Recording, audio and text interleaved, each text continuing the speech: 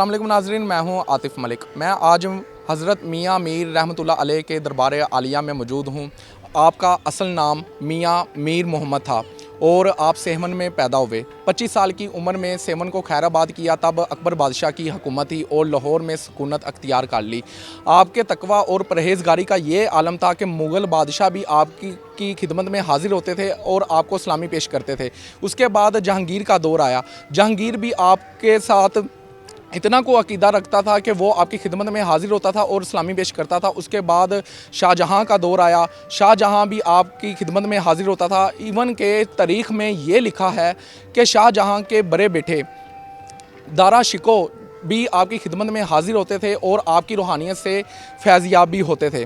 आपका शजरा नसब 28 वास्तों से होता हुआ हज़रत उमर फ़ारूक रज़ी ताला अन्हु से मिलता है। सिख मत से ताल्लुक़ रखने वाले अर्जुन देव जी की इतनी मोहब्बत और अकीदत थी आपके साथ कि वो भी आपकी खिदमत में हाजिर होते थे और आपको सलामी पेश करते थे। और यही वजह है कि हर साल जहाँ पर मुसलमान यहाँ पर हाजिर होते हैं, अपनी हाज़िरी यकीनी बनाते हैं, वहीं पर सिख मत से ताल्लुक़ रखने वाले लोग भी आपकी खिदमत में हाजिर होते हैं और इस दरबार आलिया में आते हैं और आपको हाज़िरी पेश करते हैं। मैं इस टाइम दरबार आलिया के अहाते में मौजूद हूँ। यहाँ पर हम आपको इस दरबार की तारीख़ भी बताएंगे और साथ ही साथ लाइब्रेरी का विज़िट भी दिखाएंगे जहाँ पर मुग़ल बादशाह के दौर की किताबें पढ़ी हुई हैं। तो आइए बाकायदा प्रोग्राम का आगाज़ करते हैं और साथ साथ लोगों से बात भी करते हैं कि वो अपने क्या तासुरात पेश करते हैं। तो आइए बाकायदा आगाज़ करते हैं। मेरे साथ एक ख़तून मौजूद हैं जिनका कहना है कि उनका अक़ीदतमंदी ये है कि वो बचपन से यहाँ पर अपनी हाज़िरी को यकीनी बना रहे हैं। हम मज़ीद उनसे पूछते हैं कि वो क्या अपने तासुरात पेश करती हैं। अस्सलाम वालेकुम। वालेकुम सलाम। तो माँ जी, मुझे ये बताइएगा कि हज़रत मियाँ मीर रहमतुल्लाह अलैह का 401वां उर्स मुबारक की तकरीबात आखिरी मराहिल में है, तो कितने अरसे से यहाँ पर आप तशरीफ़ लेकर आ रही हैं? मेरी उम्र 50 साल हो गई है, तो माशाल्लाह इधर से ही आते हैं खैर से। बचपन से आ रही हैं? जी, हमारी इधर ही घर भी इधर ही है ना, हमारा इधर ही रहते हैं, इधर के रहने वाले हम। इन 50 सालों में आपने क्या पाया, कोई बयान करेंगी? बहुत कुछ, ये तो बताने वाली बातें नहीं होती। यानी कि जो भी आपने मांगा है अल्लाह इनका वास्ता देकर वो आपको मिला है। कबूलियत करते हैं जी बेटा, बुजुर्ग हैं ये हमारे।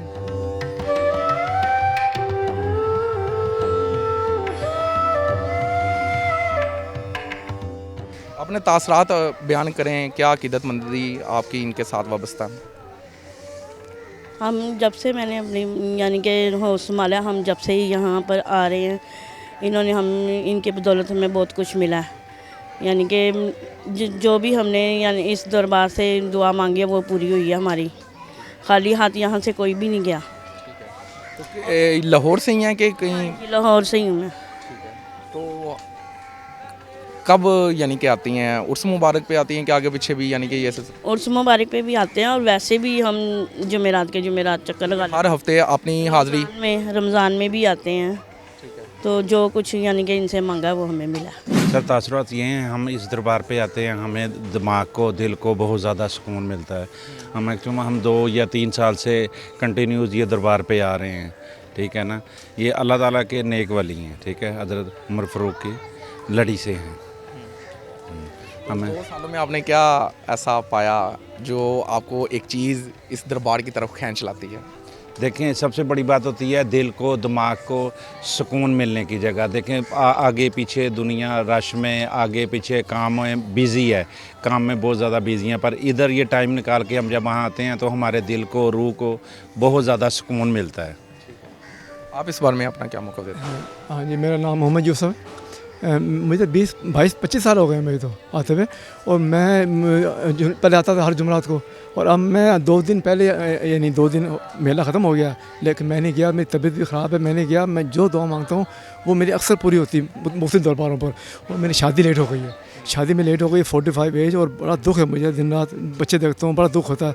तो मैं दुआ करता हूँ कि मेरी शादी, और अभी मैं अंदर रो पड़ा कि मेरी शादी हो जाए। दूसरे मेरे मसले भी हैं, तो मैं और रूहानी ख्वाहिशात लेकर आते हैं।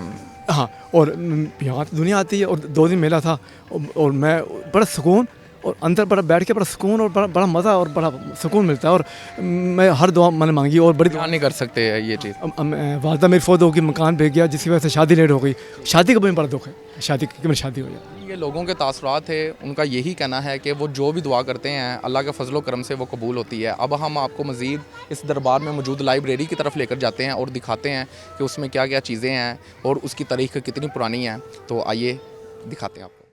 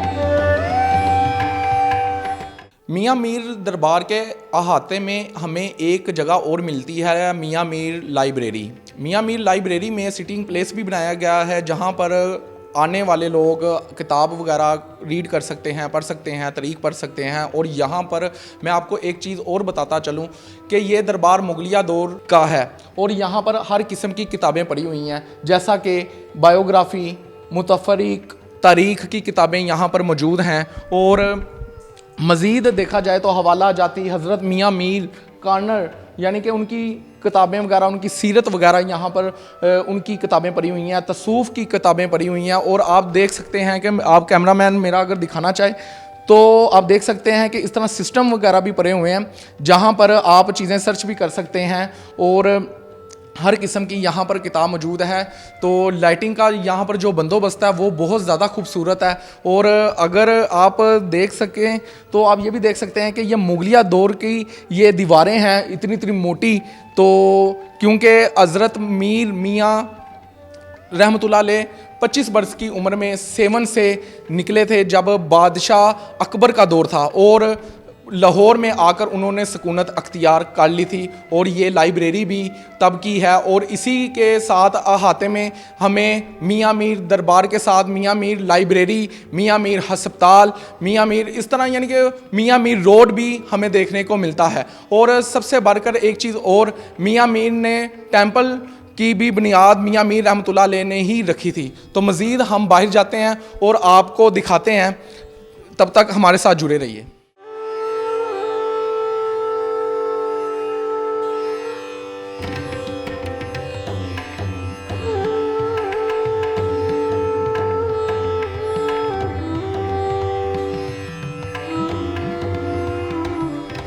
जहाँ पर मियाँ मीर लाइब्रेरी में बैठने के लिए जगह बनाई गई है, वहीं पर आप देख सकते हैं कि मियाँ मीर लाइब्रेरी में बैठने ज़मीन पर बैठने के लिए भी कलीन और तकिए वगैरह रखे गए हैं। अगर कोई चाहे तो वो ज़मीन पर भी बैठकर लुत्फ़अंदोज़ हो सकता है मुगलिया, क्योंकि ये जो तर्ज़ है ये मुगलिया दौर की है। और एक साइड पे बैठने के लिए, कुर्सियों पर बैठने के लिए जगह है, तो ताहम दूसरी तरफ कलीन और तकिए वगैरह रखे गए हैं।